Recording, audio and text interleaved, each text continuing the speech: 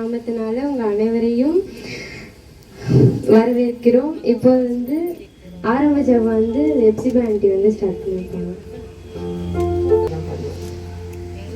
அன்பு பரிசுத்தம் இறக்கும் நல்ல தகப்பனே, இந்த நல்ல மாலை வேலைக்காக நன்றியோடு துதிக்கிற ராஜா. இந்த நாளிலும் கூட கத்தாவே அப்பா அந்த குருவியுடைய கருத்தரை ஒப்பு கொடுக்கிற கத்தாவே தேவன் தாமே ராஜா. மகள் என்ன நோக்கத்திற்காக இந்த கூட்டத்தை ஆரம்பிக்கிறார்கள் அந்த நோக்கம் தேவன் தாமே நிறைவேறும்படியாக ஜெபிக்கிறாங்க தாவே.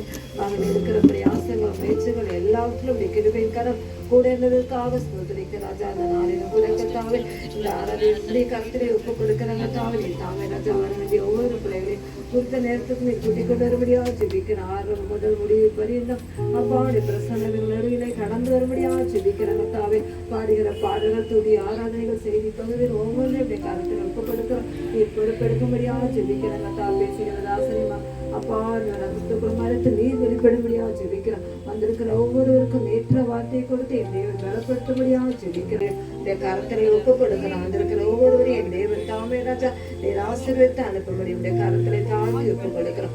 கேட்டுதிகான மகிமையாவும் இருக்கிற ரகசியமாக ஜெபிக்கிறோம். ஜீவனால பிதாவே. கர்த்தர் நல்லவர். இந்த நேரத்தில் நாங்கள் ஒரு சில பாடல்களை பாடி தேவநாமத்தை மகிமைப்படுத்தலாம். மகிமை உண்டாவதாக.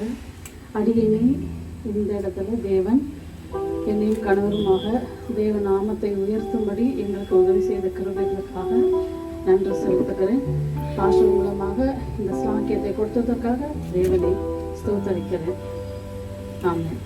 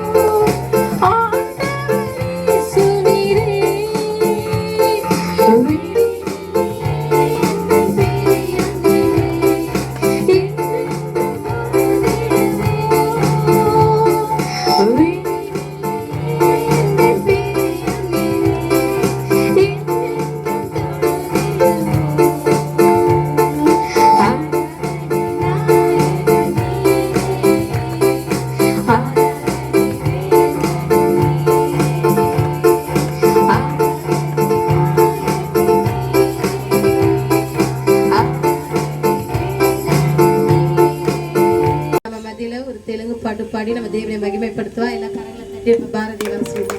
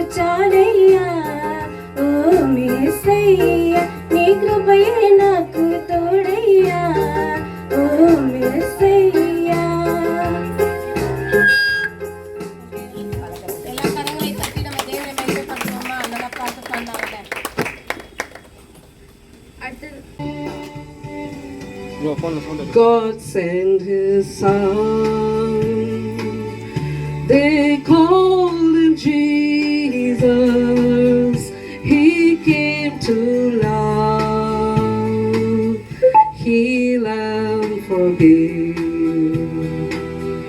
he lived and died to buy my pardon, and empty grave is there to prove my Savior lives. Because he lives, because he lives, I can face tomorrow. Because he lives, all fear is gone. Because I know he holds my future, and life is worth the living just because he lives.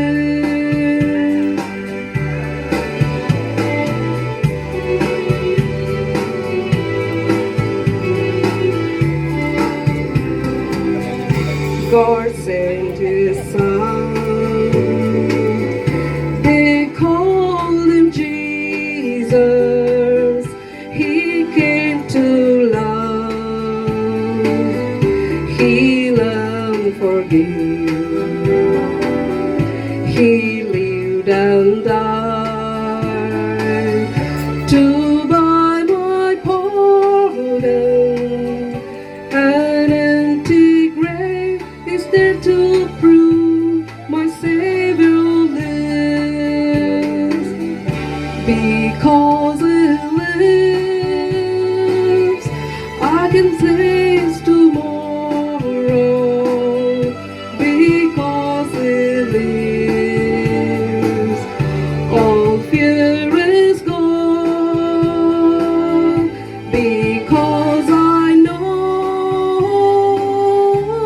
the future holds future, and life is worth the living just because He lives.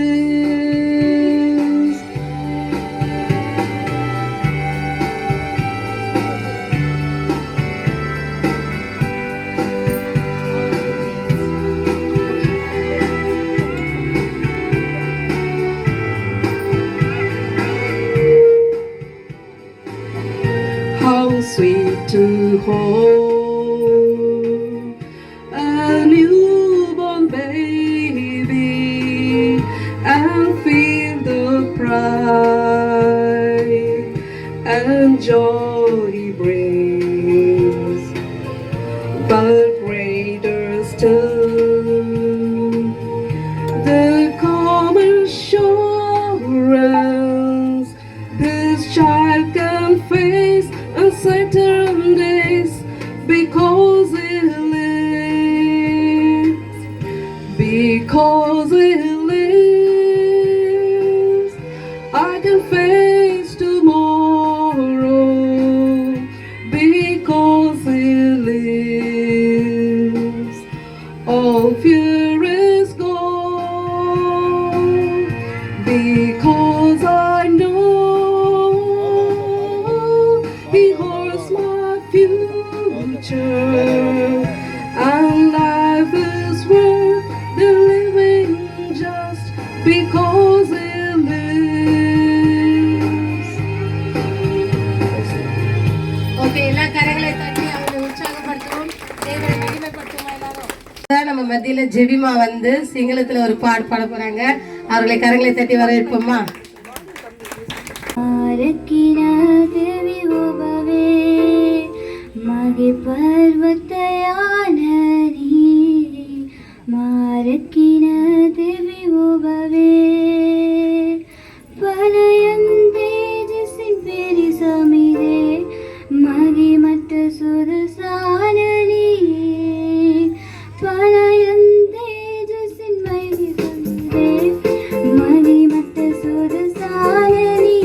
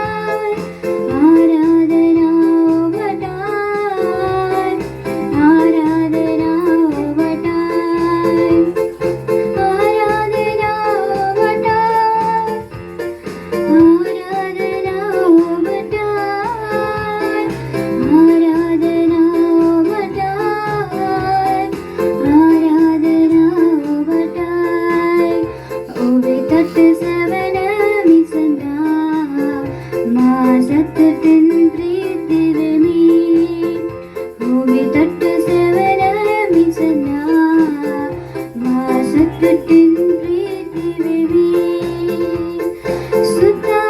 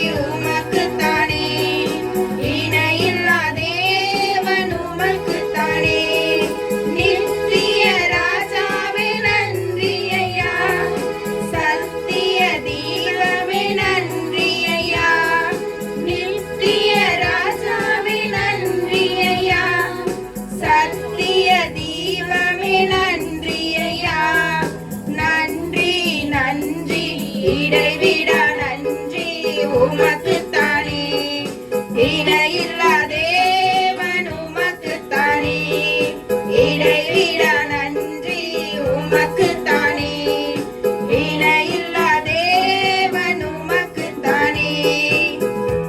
நல்ல கரங்களை தட்டுவோமா? அடுத்தது நம்ம மத்தியில பாத்தீங்கன்னா ஜெரின்றவங்க வந்து ஒரு ஹிந்தி பாட்டு பாட போறாங்க. எல்லா கரங்களை தட்டி நீங்க உற்சாகப்பட்டதுலதான் அவங்க நல்லா சந்தோஷமா பாடுவாங்க. இன்னும்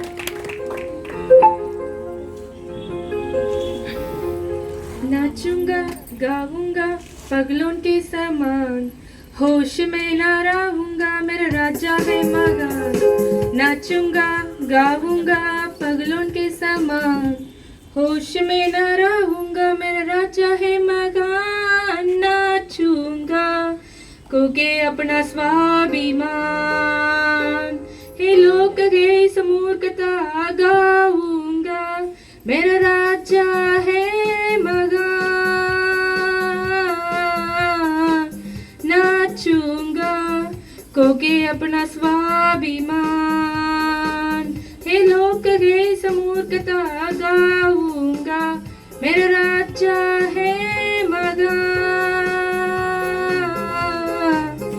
नाचूंगा गाऊंगा पगलों के समान, होश में ना रहूंगा मेरा राजा है महान।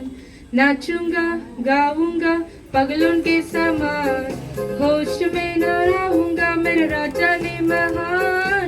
नाचूंगा खोगे अपना स्वाभिमान, ये लोग गए समूर्खता गाऊंगा मेरा राजा है महान। नाचूंगा पगलों के समान गाऊंगा मेरा राजा है मगान। नाचूंगा पगलों के समान गाऊंगा मेरा राजा है मगान। नाचूंगा पगलों के समान गाऊंगा मेरा राजा है मगान। नाचूंगा पगलों के समान गाऊंगा मेरा राजा है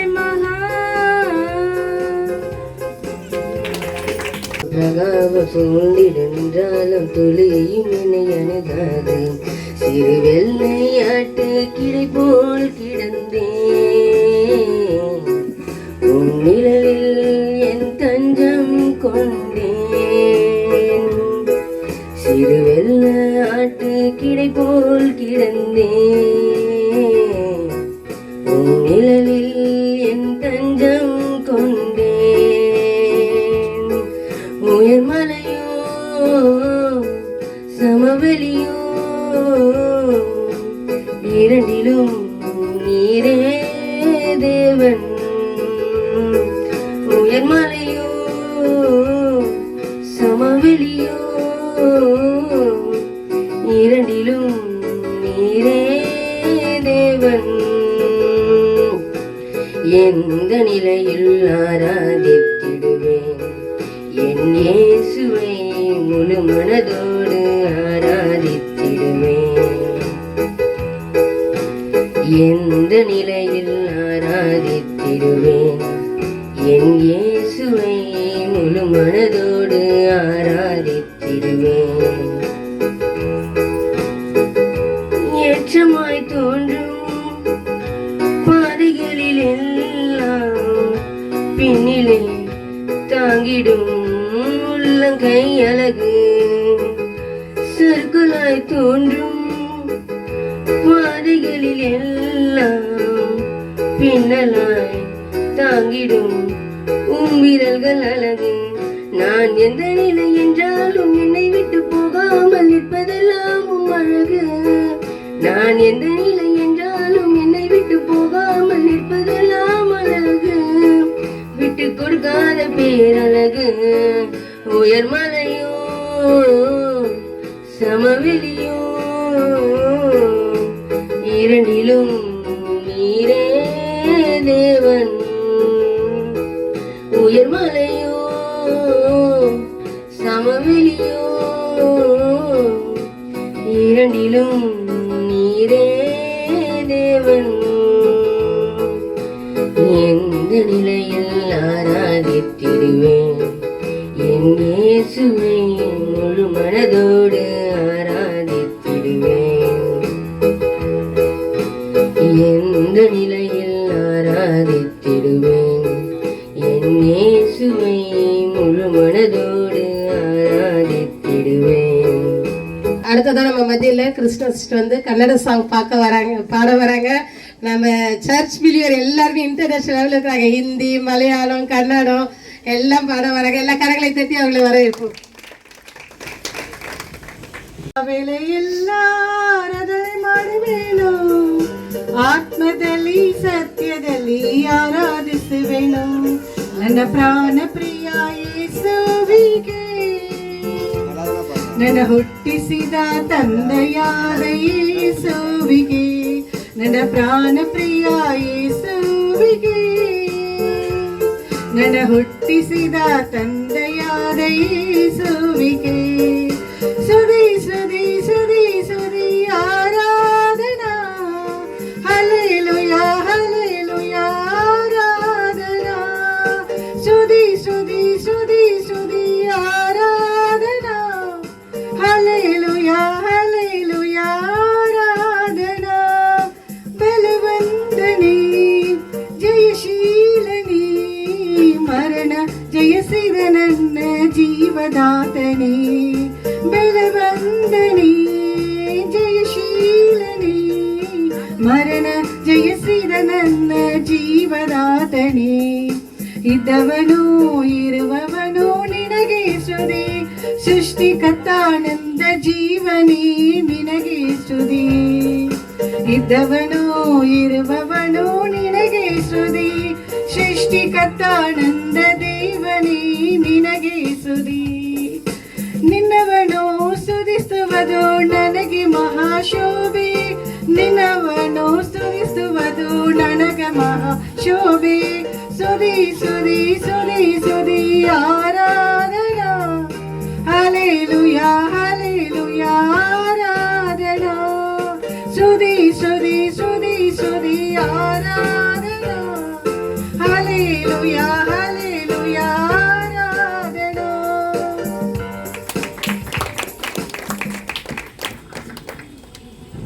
அடுத்ததா பிரீத்தியம்.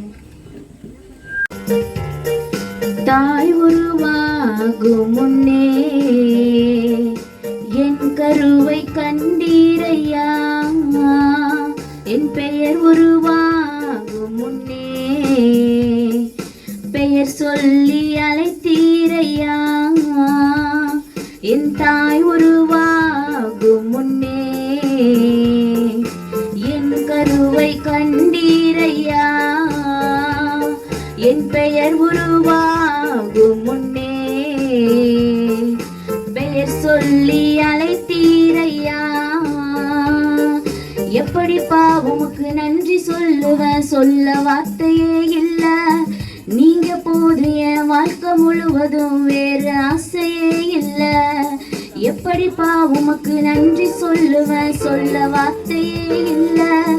நீங்க போது என் வாழ்க்கை முழுவதும் வேறு ஆசையே இல்ல. என் தாய் உருவாகும் முன்னே என் கருவை கண்டீரையா. அழியாமல் அணைத்து கொண்டீர், கலையாமல் காத்து கொண்டீர், குறைவின்றி பிறக்க செய்தீர், பத்திரமாய் என்னை சுமந்தீரே. தாய் கருவிலே பத்திரமாய் என்னை சுமந்தீரே.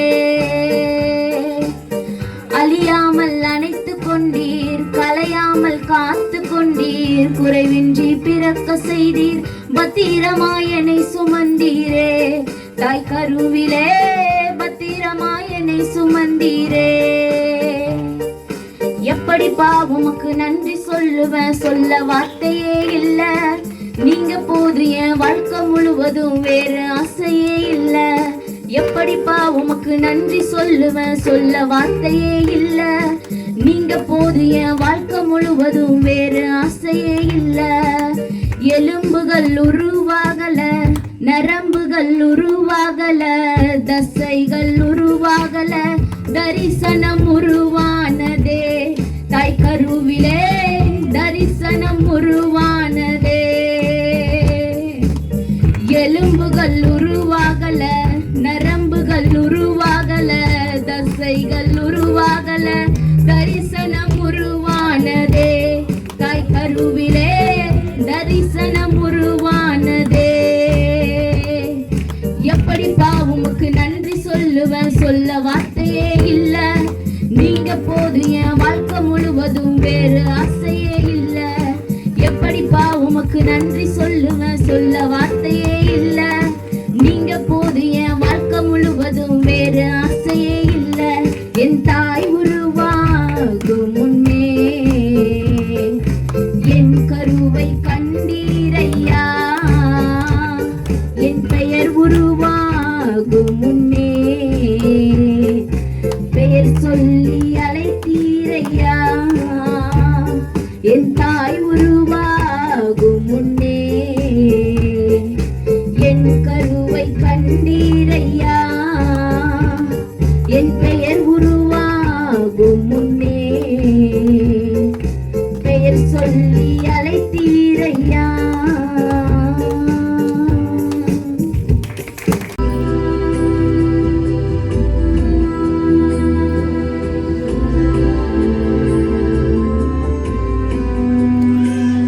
जिस दिन में तू ना हो वो दिन ही नहीं, जिस जीवन में तू ना हो जीवन नहीं, जिस दिन में तू ना हो वो दिन ही नहीं, जिस जीवन में तू ना हो जीवन नहीं।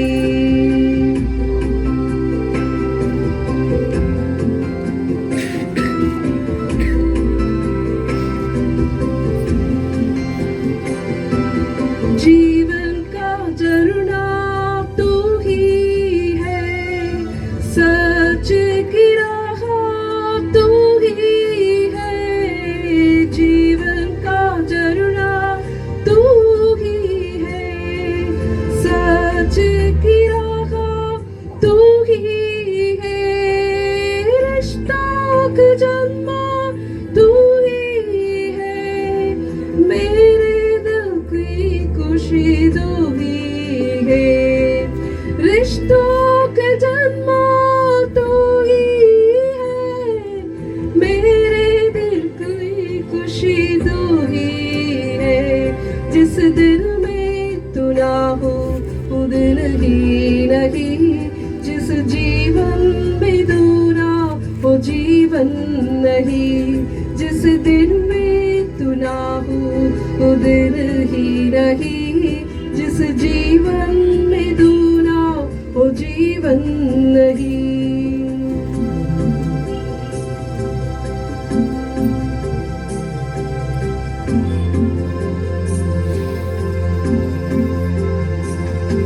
क्षमता ही मेरे तू ही है, ताकत मेरे तू ही है। क्षमता ही मेरे तू ही है, ताकत मेरे तू ही है। रिश्तों को मेरा तू ही है, कीड़ा मेरा तू ही है।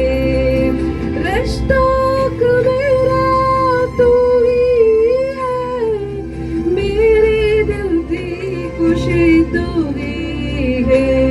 जिस दिन में तू ना हो दिल की नहीं, जिस जीवन में तू ना हो जीवन नहीं, जिस दिन में तू ना हो वो दिन ही नहीं, जिस जीवन में तू ना हो जीवन नहीं। நீரில்லாத நாளெல்லாம் நாளாகுமா, நீரில்லாத வாழ்வெல்லாம் வாழ்வாகுமா.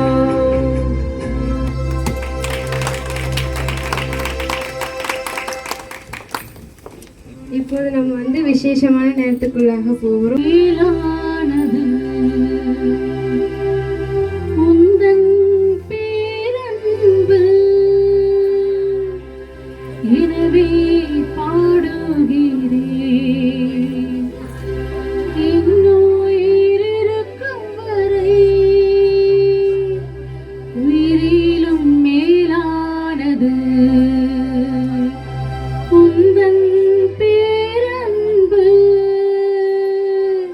எனவே பாடுகிறேன். என் உயிர் இருக்கும் வரை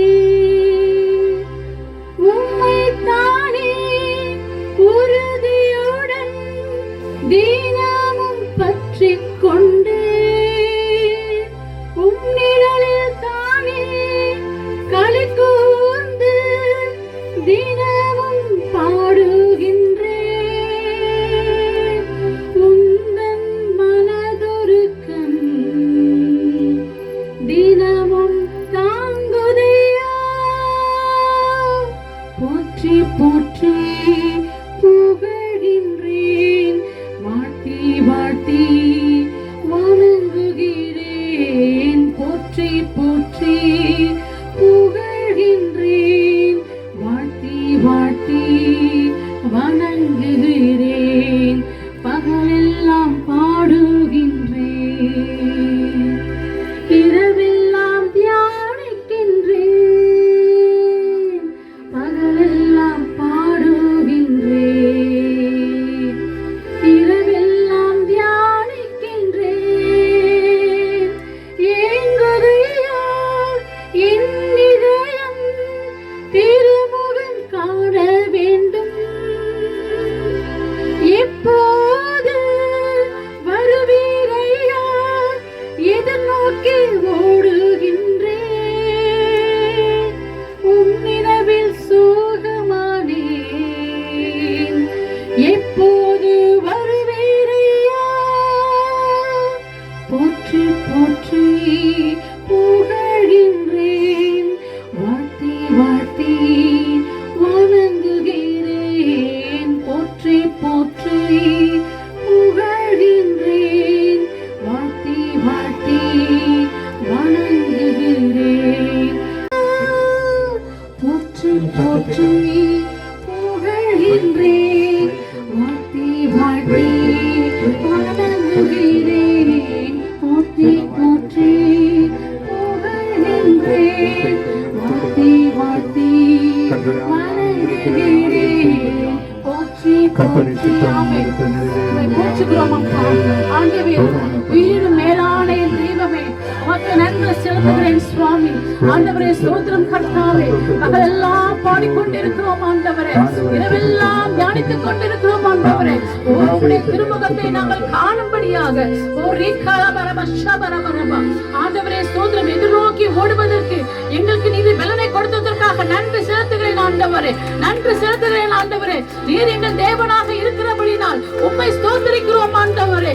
ஓ தேடி வந்தீரே ஆண்டவரே, ரட்சிப்பு கொடுத்தீரே. உம்முடைய நாமத்தை பிரஸ்தாபப்படுத்துகிற எந்த இடத்திலும் நான் இங்கே வந்து உம்மை ஆசீர்வதிப்பேன் என்று சொன்ன தேவன், இதுவரையிலும் ஆண்டவரே ஆராதனையை வழிநடத்தின தேவன், ஆண்டவரை எங்களை பாட வைத்த தேவன், ஆண்டவர் இந்த ஆராதனையை மகிமைப்பட்ட தேவன். ஓ சிதரத ரிக்கலபரபரபா.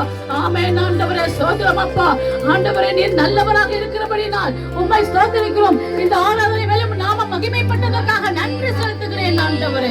ஹalleluya. ஸ்தோத்திரம் ஸ்தோத்திரம் ஸ்தோத்திரம். போற்றி போற்றி புகழ்கின்றேன், வாழ்த்தி வாழ்த்தி வணங்குகிறேன். போற்றி போற்றி புகழ்கின்றேன், வாழ்த்தி வாழ்த்தி வணங்குகிறேன் என்று சொன்னோம். இப்போ தேவன் நம்மோடு பேசுகிற நேரம். நம்மளை நாமே நம்ம முதலாவது தேவன்கிட்ட ஒப்பு கொடுப்போம். ஸ்தோத்திரம் ராஜா. நன்றி ஆவியானவரே. இசப்பா இந்த வேலை கூட ராஜா இங்க வந்திருக்க எங்க ஒவ்வொருத்தருடைய கருத்துல நாங்க அர்ப்பணிக்கிறோம் தகப்பனே. ஆவியானவரே எங்க காதுகள் எல்லாம் நீங்க திறந்து தர வேணுமா கூட செபிக்கிறோம் தகப்பனே. ஆண்டவரே நீங்க இந்த வேலை எங்களோடு கூட நீங்க பேசுங்க. நீர் பேசுற தெய்வம் ராஜா. ஆண்டவரே இங்க வந்திருக்க ஒவ்வொரு மக்களையும் ஒப்படுக்கிறோம். யார் யாருக்கு என்னென்ன பேசணும் நீங்க நினைக்கிறீங்களோ ஆண்டவரே நீங்க எங்க போதகரை மறைத்து நீங்க வெளிப்பட வேணுமா கூட வச்சுக்கிறோம். ஆண்டவரே நீர் கண்ணீரை துடைக்கிறவர் ராஜா. ஆண்டவரே சமாதானத்தை தருகிற தேவன் தகப்பனே. ஆண்டவரே யாரோடு நீர் என்ன வார்த்தைகளை பேசணும்னு நினைக்கிறீங்களோ இந்த வேலையில நாங்க பேசும்படி ஆண்டவரே எங்களை விட்டு கொடுக்கிறோம் ராஜா. எங்களுடைய இருதயத்தை விட்டு கொடுக்கிறோம் ஆண்டவரே. எங்க காதுகளை எல்லாம் நீங்க திறந்து அழுங்க ராஜா. ஆண்டவரே விதைக்கிற விதைகள் 100க்கு 100 பலன் தர என் தகப்பன் நீர் உதவி செய்வீனுமா கூட செபிக்கிறோம் ஆண்டவரே. அப்பா பேசுகிற எங்க போதகருடைய கருத்துல கொடுக்கிறோம். அவரை மறைத்து நீங்க வெளிப்படுங்க ராஜா. ஆண்டவரே வார்த்தை கேட்க கூடாதபடி இருக்கிற எல்லா தடைகளை இந்த வேலை உடைக்கிறோம் தகப்பனே. நீங்க ஆண்டவரே அப்பா எங்களை வழி நடத்த வேணுமா கூட செபிக்கிறோம். ஜெபிக்கிறோம் இயேசுவின் நல்ல பிதாவே. நம்ம எல்லாரும் வீட்டு கூட்டங்களை நடத்துகிறோம், நம்ம யோசனை பண்ணி கொண்டே இருக்கிறோம். ஆனால் தேவன் அன்னைக்கு ஒரு வீட்டு கூட்டத்தை நடத்துகிறார், ஒரு கொட்டேஜ் மீட்டிங் மாதிரி நடத்தி என்ன செய்கிறார், அந்த வீட்டுக்கு போகிறார். அந்த வீட்டுக்கு போகிற சம்பவத்தை தான் நாங்கள் பார்க்க போகிறோம். லூக்கா அதிகாரத்தில் 10ஆம் அதிகாரத்தில் அந்த வசனத்தை வாசிக்கலாம். மகள் வாசி பார்ப்போம். அதுதான் பிரயாணமாய் போகையில் எனப்போ இயேசு இந்த பூமியில் இருக்குன்னா என்ன செய்து கொண்டு இருந்தாரு, பிரயாணம் பண்ணி கொண்டே இருந்தார். பிரயாணம்னா நம்ம போகிற பிரயாணம் அல்ல, நம்ம சொந்தக்காரவங்களை பார்க்க போகிறது அந்த பிரயாணம் அல்ல. அவருடைய பிரயாணமே வித்தியாசமாக தான் காணப்பட்டது. அப்படியாக ஒவ்வொரு இடங்களிலும் போய் ஊழியம் செய்து கொண்டு ஏன்னா 3.5 வருஷ ஊழியத்தை அவர் மிகவும் கடுமையாகவும் அதே நேரம் இலகுவாகவும் அதே நேரம் அந்த ஊழியங்களை வேதத்தில் மார்க் அதிகாரத்தை பார்ப்பீர்களானால் அது சொல்லப்படும். அவர் உடனே உடனே உடனே ஏன்னா காலம் செல்லாது. அதுபோலதான் இந்த நாட்களிலும் சுவிசேஷம் அறிவிப்பதற்கு நமக்கு காலங்கள் போதாதாக இருக்கிறது. எப்போ ஆண்டவர் வருவார் நமக்கு தெரியாது. அதுக்கு இடையில நம்ம என்ன செய்ய வேண்டும், நம்ம பெற்றுக்கொண்ட நன்மைகளை தான் நாங்கள் பேச போகிறோம். ஆகவே அந்த இடத்துல வாசிமகள் பின்பு அவர்கள் பிரயாணமாய் போகையில் அவர் ஒரு கிராமத்துக்கு சென்றார். ஆமேனா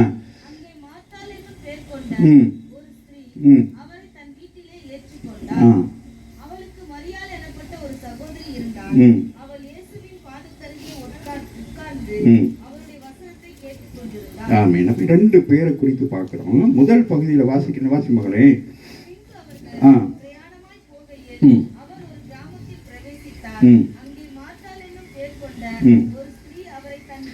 தன் வீட்டிலே ஏற்றுக்கொள்ளுகிறார். ஆமென்.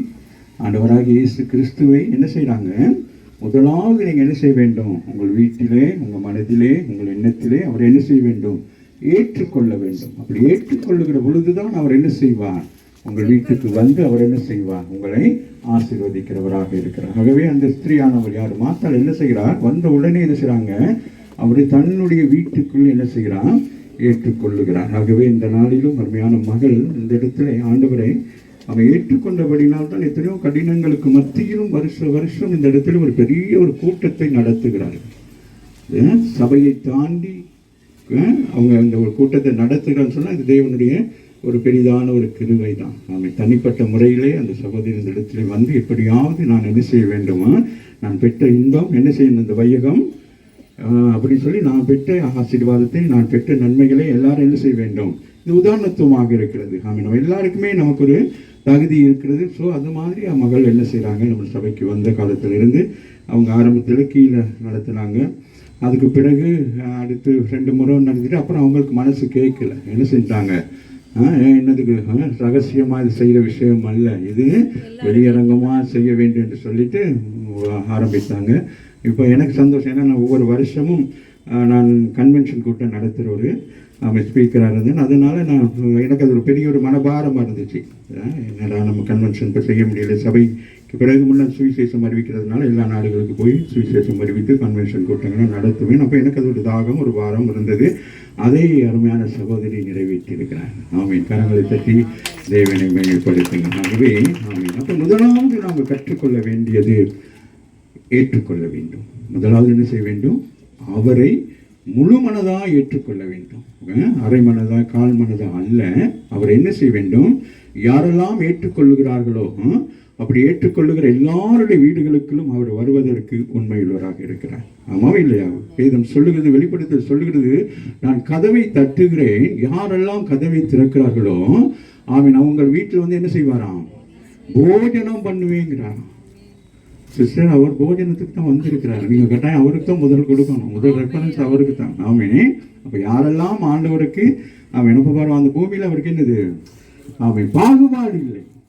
அதுதான் மிக முக்கியமானது. யார் வீட்லையும் நீங்கள் பார்த்தீங்கன்னா ஆண்டவர் பார்த்தீங்கன்னா மற்றவங்களே சொல்லுவாங்க, யார் யூதர்கள் எல்லாம் சொல்லுவார்கள், இல்லை எல்லா வீட்டுக்கும் போகிறாரு சாப்பிட, எல்லா வீட்டுக்கும் என்ன செய்கிறாரு, கூப்பிட்ட வீட்டுக்கெல்லாம் போகிறோம், நம்ம கூப்பிட்ற இடங்களுக்கெல்லாம் வர்றவரு தான் ஏசு. சொல்லுங்கள், அவரை நாங்கள் தனிப்பட்ட முறையில் போய் பார்க்க தேவையில்லை, நீங்கள் அழைக்கிற பொழுது உங்கள் வீடுகளுக்கு வருகிறவர் தான் நாம் ஆராதிக்கிற ஆண்டவராக இயேசு கிறிஸ்து. நாம் எங்கேயும் தேடி போயிட்டு அவரை ஆராதிக்கணும், அவருக்கு எப்பமெண்ட் வாங்கணும், பார்க்க முடியுமா பார்க்க முடியாதுன்னா இல்லை.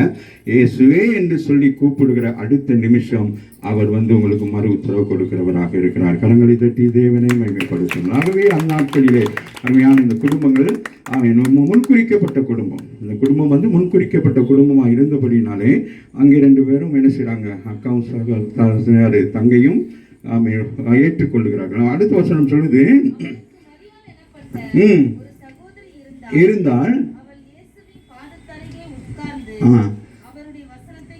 ஆமென், ஏற்றுக்கொண்டால் மாத்திரம் போதாது, 2வது அவருடைய வார்த்தைகளை நாங்கள் கேட்க வேண்டும். கேட்பது மாத்திரமல்ல, அந்த வார்த்தைகளுக்கு நாம் என்ன செய்ய வேண்டும், கீழ்ப்படிய வேண்டும். சரியா? அப்போ ஒரே வீட்டுக்குள்ள 2 பேர் இருக்கிறாங்க. அநேகர் சொல்லுவாங்க, மாத்தாளை குறித்து தவறான ஒரு உபதேசம் சொல்லுவாங்க. மாத்தாள் என்னது, பல பிரச்சனைகளோடு கிடக்கிறா அப்படின்னு சொல்லிட்டு. ஆனால் மாத்தாளுடைய காரியங்களை குறித்து யோவான் 11ஆம் அதிகாரத்தில் வாசிப்பீர்களால தான் தெரியும் அவள் எப்படிப்பட்ட காரியங்கள் எல்லாம் அவர் என்ன செய்திருக்கிறாங்க, அவன் ஏற்றுக்கொண்டிருக்கிறார். எத்தனை காரியங்கள் ஆண்டவர் எத்தனை ரகசியங்களை கற்றுக் கொடுத்திருக்கிறார் என்று சொல்லி. மிக அருமையான பிள்ளைகள் வந்திருக்கிற நீங்கள் இயேசுவிடத்திலே உங்கள் குடும்ப வாழ்க்கைகள், உங்களுடைய சூழ்நிலைகள், பல பிரச்சனைகளோடு யோசித்து கொண்டு அங்கெங்கும் போய் ஆலோசனை கேட்கிற நீங்கள் ஆண்டவராக இயேசு கிறிஸ்துவை உங்கள் வீட்டுக்கு அழைத்து அவரிடத்திலே ஆலோசனை கேட்பீர்கள்னா உங்களுக்குரிய குடும்ப வாழ்க்கைக்குரிய பிள்ளைகளை வாழ்க்கைக்குரிய எல்லா ஆலோசனையும் கொடுக்கிற ஒரு ஆலோசனையின் கர்த்தராக இருக்கிறார். கரங்களை தட்டி தேவனை மகிழ்ச்சியும். ஆகவே ஆண்டவர் அவர்களை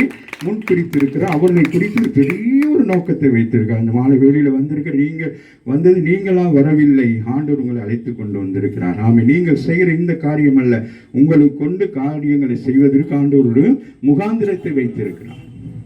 அதுதான் மிக முக்கியம். சரி, அப்போ அவங்க 2 பேரையும் பார்த்தோம்னா சாதாரணமாக தான் இருக்கிறாங்க. ஆனால் அவங்களை குறித்து ஒரு பெரிய தரிசனத்தை ஆண்டவர் வச்சிருக்காரு. அதுபோல் நீங்கள் இந்த இடத்துல சாதாரணமாக உட்கார்ந்து கேட்டுக்கொண்டு உங்கள் எல்லாருக்கும் என்ன இருக்கிறது, ஆண்டவர் ஒரு தரிசனத்தை வைத்திருக்கிறார். உங்களை குறித்து ஒரு நோக்கத்தை வைத்திருக்கிறார், ஒரு திட்டத்தை வைத்திருக்கிறார். அதனால நீங்க வெறுமையாக இருக்கக்கூடாது. ஆமேனே.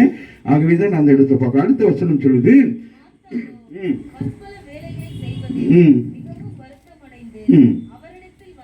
அந்த இது அவளுக்கு மரியாதை எனப்பட்ட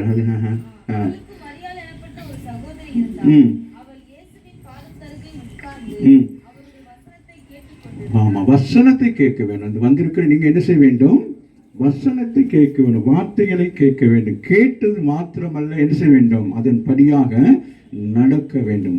வெளிப்படுத்துதல் 1ஆம் அதிகாரம் 3ஆம் வசனம் சொல்கிறது போல நாங்கள் என்ன செய்ய வேண்டும், வசனத்தை என்ன செய்ய வேண்டும், கேட்டு அதன்படி நடக்க வேண்டும்.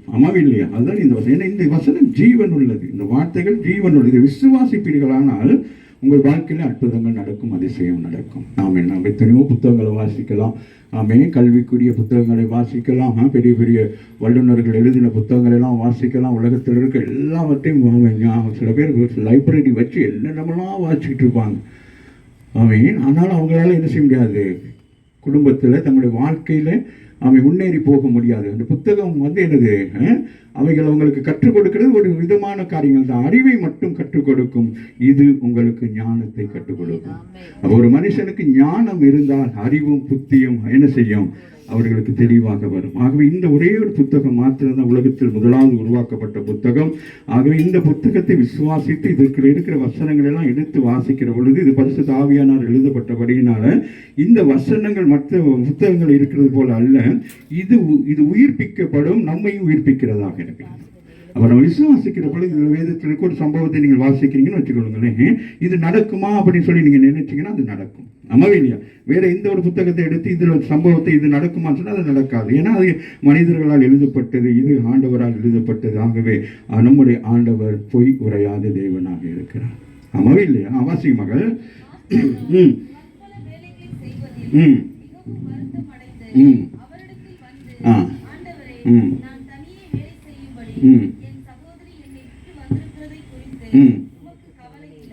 அப்போ அவர் சொல்றாங்க, நான் என்ன செய்றேன், எனக்கும் ஆசை, என்னது, எனக்கும் சர்ச்சுக்கு போகிறதுக்கு ஆசை, எனக்கும் என்னது ஆண்டோடைய வார்த்தையை கேட்க ஆசை. ஆனாலும் என்னது அந்த ஒரு எனது தாக்கம் அப்போ பெண்ணுக்கு அநேகருக்கு என்ன சொல்லுவாங்க, சபைக்கு வரன்னு சொல்லுவாங்க. அதுபோல் இந்த ஸ்திரீ உடைய ஒரு பெரிய ரகசியம் என்னன்னு கேட்டால், மரியாள் அவனுடைய பாதத்தில் அமர்ந்து கர்த்தருடைய வார்த்தையை கேட்கிறான்.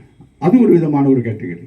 2வது காரியம், அதுதான் மிக முக்கியமானது, தன் வேலையோடு கூட கர்த்தருடைய வார்த்தையை செவிமடுக்கிறார். அதை நீங்கள் யோவான் அதிகாரம் 11ஆம் அதிகாரத்தில் பார்ப்பீங்கன்னா தான் உங்களுக்கு தெரியும். அவங்க 2 பேரும் ஆண்டவரும் மாத்தாலும் பேசுகிற காரியத்தை பார்க்கல தான் உங்களுக்கு தெரியும் இந்த வீட்டுக்குள்ள ஆண்டவர் என்ன அவங்களுக்கு கற்றுக் கொடுத்து இருக்கிறார் என்று சொல்லி. சரியா? ஸோ அதனால ஆகவே அங்கே வாசிங்களேன், அந்த வசனம் வாசிங்களேன். மாத்தாலும் இன்னைக்கு எல்லாரும் வேலையிலே இருக்கிறீங்க.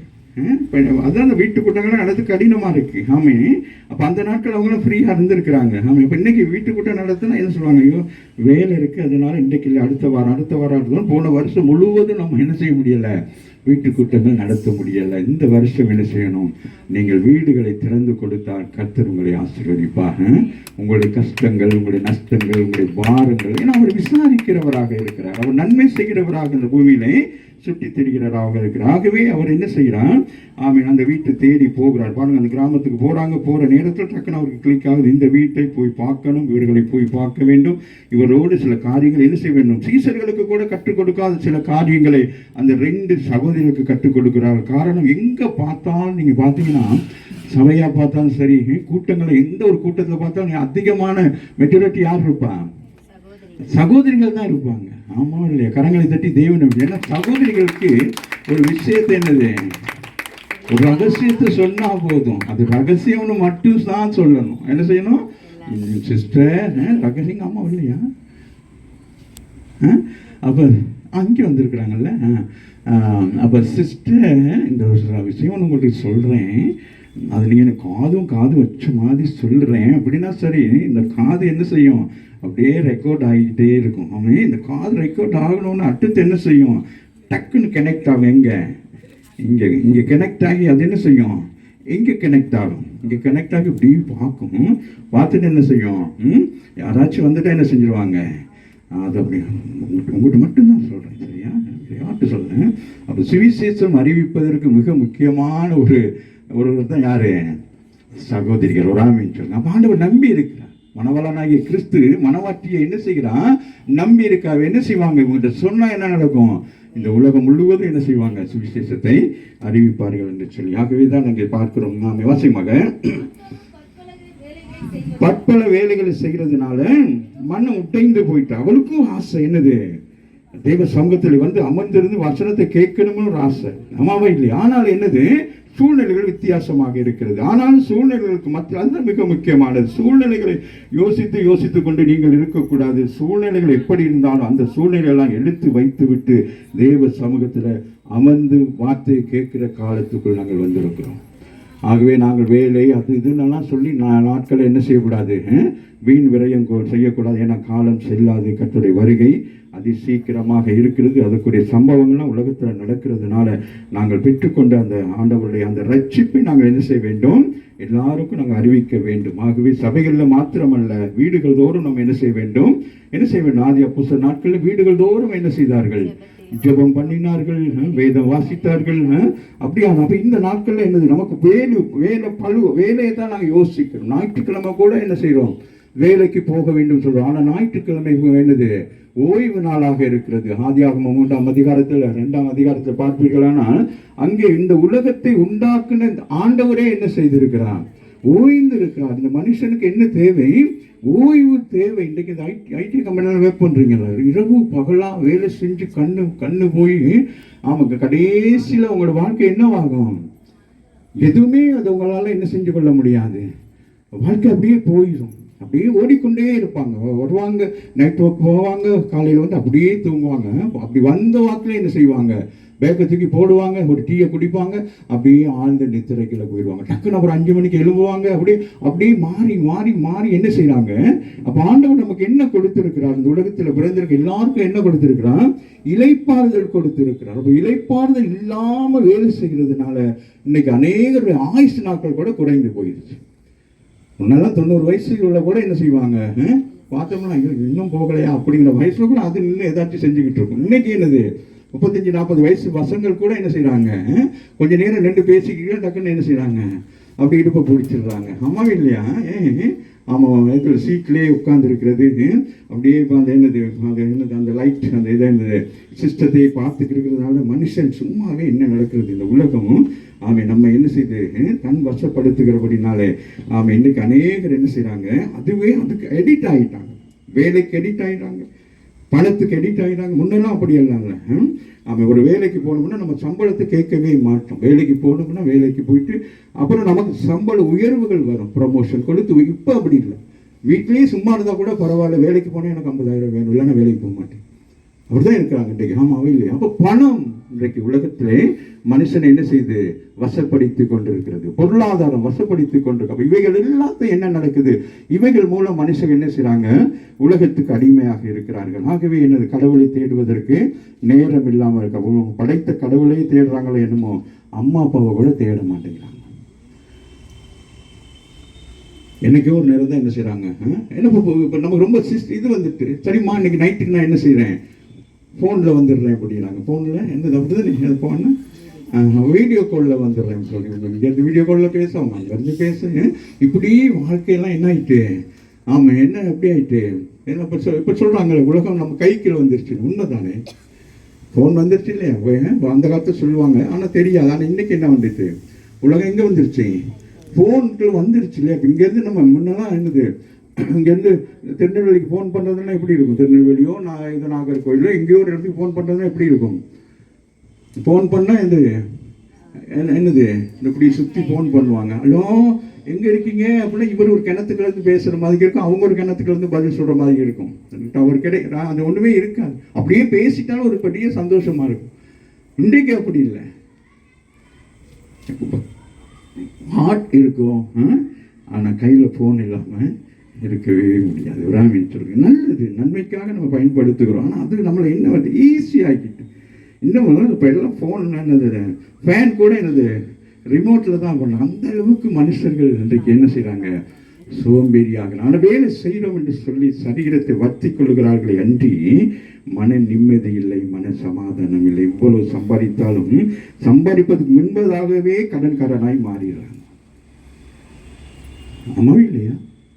சம்பாதிக்க ஆரம்பிக்கிறாங்க, சம்பளம் 2 மாதம் எனக்கு இப்போ வந்து 75,000 அப்படின்னு அவங்க என்ன செய்கிறாங்க, இந்த நாளைக்கு அவங்களுக்கு வாழ்க்கை என்னன்னு தெரிய மாட்டேங்குது, வேலை செய்கிற இடத்துல என்ன அவங்களுக்கு நடக்க போகுதுன்னு தெரியாது. ஆனால் என்ன செஞ்சிடறாங்க, பெரிய பிளானிங் பண்ணி கடனுக்குள்ளாக போயிட்டு ஒரு காரோ ஒரு பைக்கோ வாங்கிட்டு மாதம் என்ன செய்கிறாங்க, அவன் கடனை கட்டி கொண்டே வாழ்க்கை நடத்திக்கிட்டே இருக்கிறாங்க. அப்போ கடனான வாழ்க்கைக்குள்ளாக இந்த பொருளாதாரமும் பணமும் உங்களை தள்ளி சிக்க வைத்து கொண்டிருக்கிறது.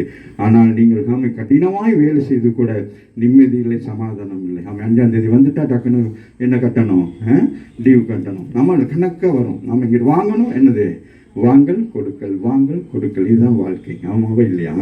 ஆகவே இங்கே வாசிக்கிறோம், வாசி மகள் இல்லாத வசந்தது மாத்தாலும் வேலைகளுக்கு மத்தியிலும் கடவுளை தேடுகிறார். ராமின்கள் இல்லைன்னா என்ன சொல்லிருக்கலாம், நம்மளால தான் என்ன சொல்லியிருப்போம், என்னமா வாசல் வேலை இருக்கும், பஸ் வாசலே என்ன செய்வோம், அப்படியே என்னது கதவுக்கிட்டே நின்று பிடி செஞ்சுக்கிட்டே இருக்கும். ஆமாம் இல்லை? அப்போ பாஸ்டருக்கு தெரியும் என்னது நமக்கு நோ என்ட்ரி, அதனால என்ன செய்யணும், சும்மாமா வந்து இந்த பக்கம், அதனால என்னது சும்மா வந்து அவனுக்கு பார்த்து போகலாம், எல்லாம் நல்லா இருக்கீங்களா, அப்படியே நான் போயிடுவோம் அப்படின்னு சொல்லிட்டு. ஆமாம் இல்லையா? ஆனால் இந்த ஸ்திரீ வரவேற்கிறார். முதல் வசனம் என்ன சொல்லுகிறது, இயேசுவை எத்தனை பிரச்சனைகள், எத்தனை வேதனைகள், எத்தனை சஞ்சலங்கள் வந்தாலும் ஆண்டவரை தேடுகிறதை நீங்க என்ன செய்யக்கூடாது, விட்டு விடக்கூடாது. ஏன்னால் ஆண்டவர் ஒரு முறை தான் வருவார். நீங்கள் ஆண்டவரை ஏற்றுக்கொள்ளாத பொழுது என்ன செய்ய முடியாது. அதுக்கு பிறகு உன்னத பாட்டில் பார்க்கிற பொழுது அந்த ஸ்திரீ போய் கதவை தட்டி திறக்கிற பொழுது அங்கே அவர் இல்லை என்று சொல்லப்படுகிறது. ஆகவே நமக்கு ஆண்டவர் கொடுக்கிற இந்த சொற்பமான நேரத்தில் ஆண்டவரை இதுவரை ஏற்றுக்கொள்ளாதவர்களாக இருந்தால் நீங்கள் அவரை ஏற்றுக்கொண்டு அதற்குரிய அனுபவத்துக்கு வருகிற பொழுது கர்த்தர் உங்களை ஆசீர்வதிக்கிறவராக இருக்கிறார். ஆகவே நான் கூட எந்த சொன்ன யாரு குருவை சொன்ன, போகாத காலேஜுக்கு போகாத, தருணம்லாம் ஸ்கூலுக்கே போகாதுங்க. என்னதுக்கு 5 மணி 6 மணிக்கு என்ன, அந்த நாட்கள்லாம் 1:30 மணி 2 மணிக்கு க்ளோஸ். அதுக்கு பிறகு வீட்டில் வந்து என்னது ஒரே விளையாட்டு. அந்த காலம்லாம் ரொம்ப யோசிக்காதீங்க. ஒரு குறிப்பிட்ட காலம் இப்போ பிள்ளைகளை போட்டு எல்லா இடங்களையும் என்ன செய்கிறாங்க, ரொம்ப கஷ்டப்படுறாங்க. அவங்களுக்கு ரிலாக்ஸ் இல்லை. அதனால தான் அவங்க போனதுன்னு பார்த்துக்கிட்டு இருக்கிறாங்க. அப்படியே காலங்கள் பயங்கரமாக இருக்கிறது. ஆமாம் இதன் மூலம் நாம் சில காரியங்களை கற்றுக்கொள்ள முடிக்கலாம். அவரிடத்தில் வந்து ஆண்டவரே அவர் சொல்றாங்க, பிரச்சனையா கிடக்கிறேன். இப்ப இன்னைக்கு அநேகர் என்ன செய்யறோம், நம்மளே தேவையில்லாம சில பிரச்சனைகளை என்ன செய்யறோம், தலைமையில போட்டுக்கிட்டு அதுக்கு ஒரு ஜெப குறிப்பு, அதுக்கு ஒரு ஜெபம். அம்மா இல்லையா, செய்ய வேண்டிய வேலையை நம்ம சரியா செஞ்சா நமக்கு எல்லாமே நன்மையா நடந்து கொண்டே இருக்கும். ஆனா நம்ம என்ன செய்யறோம், அங்கே ஞாயிற்றுக்கிழமை ஓய்வு நாளிலே ஆண்டவருடைய சமூகத்துக்கு வராம அந்த நாளை அப்படியே நீங்க என்ன செஞ்சிடுறீங்க, அதையும் வேலைக்கு கொண்டு போயிடுறீங்க. அப்படியே போனதுக்கு பிறகு அப்படியே கண்டினியூவாகவே போய்கொண்டே இருக்கிறீங்க. அப்போ உங்களுடைய சரீரத்துக்கும் என்ன உண்டாகுது, வியாதி வந்துடுது. அது நீங்க பிரயாசப்பட்டு வர்ற அந்த வருமானமும் உங்களுக்கு என்ன ஆகிடுது, வியாதி வந்ததுனால வருமானம் என்ன ஆகிடுது, அதுவும் ஒரு பக்கம் போயிடுது. இல்லை. ஆகவே நாங்கள் இதில் கற்றுக்கொள்ளுகிற விஷயம், வாசி மகள், நான் தனியா வேலை செய்யும்படிக்கு கேட்குறாங்க. என்னது உங்களுக்கு ஏன் கவலைப்படணும், ஆண்டவர்கிட்ட வர்றவங்களுக்கு என்ன கவலை, நீ தான் வராமல் கடந்து அழுதுட்டு கிடக்கிற இல்லையா, நீ வீட்டுக்குள்ள கடந்துக்கிட்டு அழுதுட்டு இருந்தால் அதுக்கு என்ன செய்ய முடியும், என்ன செய்ய வேண்டும், வேலைகளெல்லாம் ஒழுங்குபடுத்திட்டு எல்லாம் சீர்படுத்திட்டு 6 நாளுக்கு உங்களுக்கு செய்ய வேலைகள்லாம் செய்து விட்டு 7வது நாள் என்ன செய்ய வேண்டும், உங்களை ஆயத்தப்படுத்த வேண்டும். எங்க ஆமாம். அப்போ இந்த வேலை என்ன வேலை செஞ்சிருப்பா மாத்தா, சொல்லுங்க பாப்பா. மாத்தா என்ன வேலை செஞ்சிருப்பாங்க, சமைக்கிறது, அந்த என்னது தட்டை கழுவுறது, கூட்டுறது, இது ஒரு என்னது, ஐயோ பெரிய வீடு, ஒன்றுமே செய்ய முடியல. காலையில் இருந்து மாப்பு போடுறேன், அப்புறம் என்னது அதை போடுறேன் இதை போடுறேன்னு அப்படியே சில பேர் என்ன செய்வாங்க, அது மற்றவங்க சொல்லிக்கிட்டே இருப்பாங்க. இந்த சகோதரி என்ன செய்யறாங்க, இயேசு விடத்திலே சொல்றாங்க. அப்போ என்ன அப்படின்னா என்னது, நீங்க வந்து உட்காந்துருக்கீங்க, நீங்களே வந்து மாப்பு போடணும், மாப்பு போட்டு பாருங்க, சமைச்சு பாருங்க, பீங்கனை கழுவி பாருங்க, தட்டை கழுவி பாருங்க, அதெல்லாம் உங்களுக்கு ஒன்றும் தெரியாது, எங்களுக்குள்ள அது தெரியும். ஒரு நாளைக்கு வீட்டில் இருந்து பாருங்க, புருஷனை பார்த்து அப்படி தான் மனைவி சொல்லுவாங்க, உங்களுக்கு என்ன நீங்கள் போயிட்டு வரீங்க, வந்தோடனே பேச உங்களுக்கு மேசையில் சாப்பாடு இருக்கு அப்படி சொல்லி இவங்க இந்த வேலையை என்ன செய்றாங்க, பழுவாக்கி கொள்ளுகிறாங்க. வேலையை என்ன செய்றாங்க, சமைக்கிறதுலாம் ஒரு பெரிய ஒரு என்னது இன்ட்ரெஸ்டிங்கானது, உடுப்பு துவைக்கிறது ஒரு இன்ட்ரெஸ்டிங்கானது எக்ஸசைஸ். சாப்பாடெல்லாம் என்ன செய்யணும், சமைக்கணும்னா எப்படி சமைக்கணும், சந்தோஷமா பாட்டு பாடிக்கிட்டு அப்படி சுவையா சமைக்கணும். ஆமாம் இல்லையா, கோவத்தில் போட்டு உப்பு அள்ளி கொட்டி அப்புறமேல அதுக்கு தண்ணியை ஊற்றி அது கறி, நீங்கள் ஒரு கறியை வச்சு அது வேறு மாதிரி மாறி கறி ரசமாகி ரசம் கடைசியில் கை கழுவுற தண்ணி மாதிரி ஆகிடும். சரியா? ஸோ அதனால எத்தனை அப்போ நம்மளாம் யோசித்து கொள்கிற விஷயம் தான். சில பேர் அது எடிக்ட் ஆகிடுறது. காலையில் எலும்புனா இதை செய்யணும், காலையில் எலும்புனா தண்ணி என்ன டீ குடித்தாதான் எனக்கு முகம் கழுவணும் யோசனை வரும். அப்படியே சிலதுக்கு எடிக்ட் ஆகக்கூடாது. நம்ம என்ன செய்ய வேண்டும், இயேசுவே வந்துட்டார் வீட்டுக்கு, அப்போ நம்ம என்ன செய்யணும், நம்மளை ஃப்ரீ பண்ணி கொள்ள வேண்டும். ஆமாவே இல்லை. ஆகவே இவள் என்ன செய்கிறான், வாசிக்க முடிக்கல.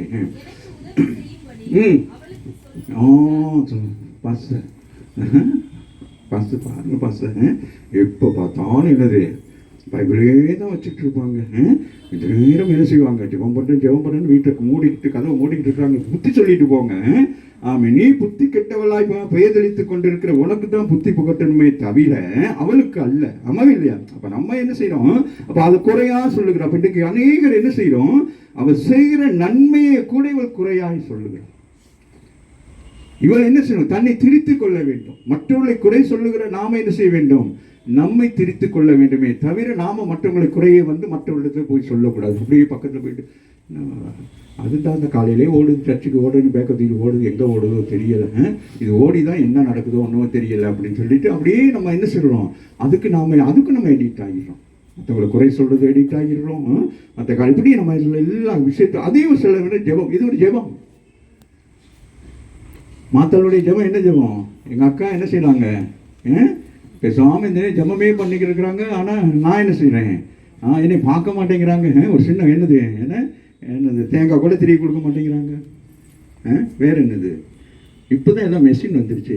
தேங்காய் அடுப்பு கூட பற்ற வைக்க மாட்டேங்கிற, கேஸ் தானே சிக்கன் பற்ற வைக்கலாம், எதுவுமே செய்ய மாட்டேங்கிறாங்க. அவன் அப்படி சொல்கிறாங்க. ஆமாம் இல்லையா? ஆனாலும் அவங்க என்ன செய்கிறாங்க, வசனத்தை கேட்குறாங்க. அதுதான் மிக முக்கியமான. இந்த பகுதியிலே நீங்கள் எல்லாருமே சொல்லுவாங்க, யாராச்சும் ஒரு பிரச்சனைன்னு சொன்னோடனே சிஸ்டமர் என்ன சொல்லுவாங்க, ஏன் மாத்தாள் மாதிரி புலம்பிக்கிட்டே இருக்கிறேன்னு சொல்லிட்டு. மாத்தாள் புலம்பிக் கொண்டிருந்தாலும் அவளுடைய காரியத்தில் அவள் என்ன செய்கிறாள்?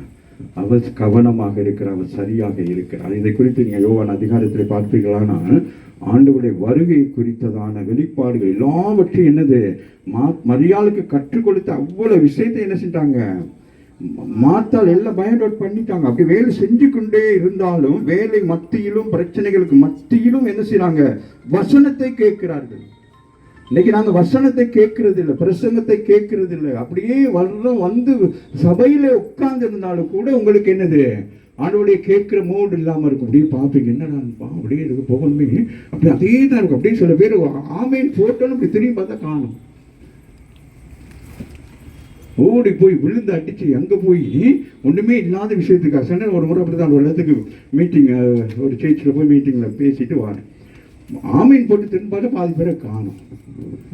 என்னடா அப்படின்னு சொல்லி பார்த்தா அப்புறம் நான் பாஸ்டர் எல்லாம் உட்காந்து எல்லாம் டீ எல்லாம் சாப்பிட்டு எல்லாம் அப்படியே கொஞ்சம் நேரம் எடுத்து அப்படியே போகிறோம். அப்புறம் நான் காரில் போகிறோம். அவங்கெல்லாம் எங்கே நிற்கிறாங்க? பஸ் ஸ்டாண்டில் அப்படியே நின்று அப்படியே பார்த்துக்கிட்டே இருக்கிறாங்க. நின்று போயிருக்கலாம்ல, அம்மாவே இல்லையா? அப்போ ஆசீர்வாதத்தின் நேரத்தையும் என்ன செய்கிறாங்க? அதையும் அவங்க என்ன செய்கிறாங்க? மிஸ் பண்ணிடுறாங்க. அதனால ஒரு சபைக்கு வந்தால் சத்தியத்தை கேட்குற நீங்கள் அந்த முடிவு பரியந்தமும் நின்று அந்த சபைக்குள்ள இருந்து என்ன செய்ய வேண்டும்? அந்த முழுமையான ஆசீர்வாதத்தை பெற்றுக்கொண்டு போக வேண்டும். ஆவாசி மகம் முடிச்சுட்டேன்.